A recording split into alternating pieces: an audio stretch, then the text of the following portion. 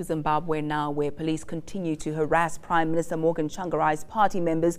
They've arrested 2 more members of staff from Tsvangirai communications office.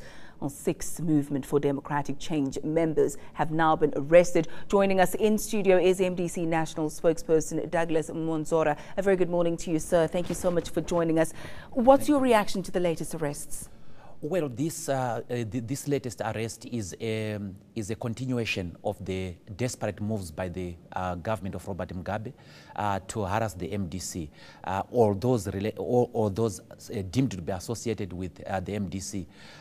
It started with a few weeks ago the murder of the 12-year-old child in an attack on the house of an MDC official. And then it went on to the harassment of members of the civil society, confiscation of shortwave radios, so that the people in the rural areas do not hear any other radio except for the Zimbabwe Broadcasting Corporation. The arrests on the members of the Prime Minister's office are part of the provocation by some elements within ZANU-PF to the MDC, so that the relations within the government of national unity are soured before the elections.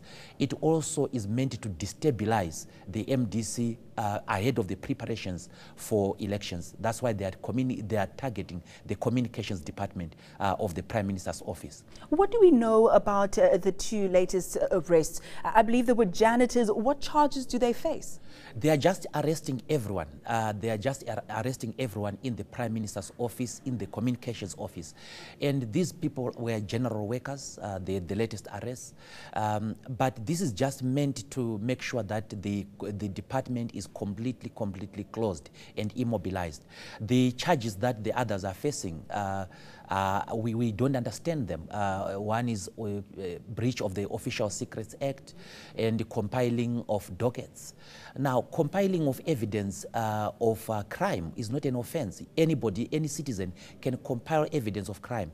This is because the ZANU-PF linked police are not arresting members of ZANU-PF accused of offenses ranging from murder to corruption.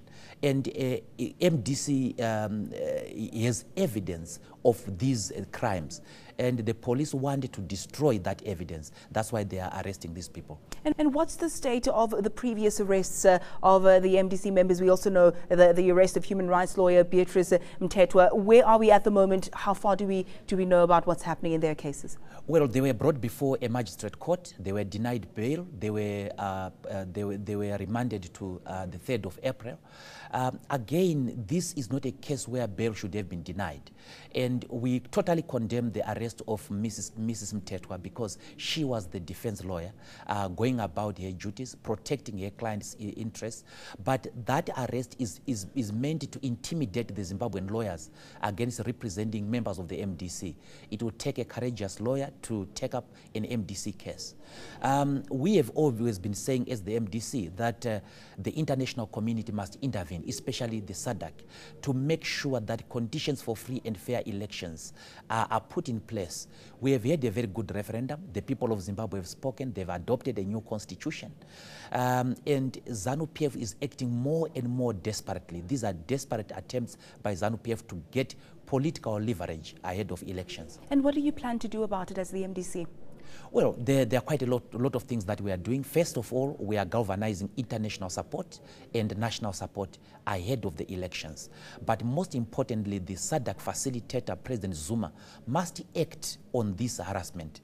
The entire SADC must act on this harassment, because it does not augur well for the elections that are coming in Zimbabwe. At the rate that things are going at the moment with these arrests, do you foresee a repeat of the previous presidential elections?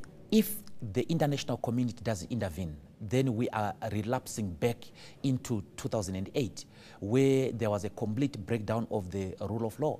And there are signs that the rule of law is breaking down. ZANU-PF ministers, for example, were accused of corruption. The Anti-Corruption Commission went to raid their offices, and they were met with by armed people, and up to now, these offices have not been searched. So there is selective application of the law. There is mobilization law enforcement agents against the MDC. So if this is not arrested by way of intervention of the international community, we will go back to the chaos of 2008. Zimbabweans want to vote in peace. They voted in the referendum. A record 3,300,000 people voted in the referendum. The first such turnout since independence.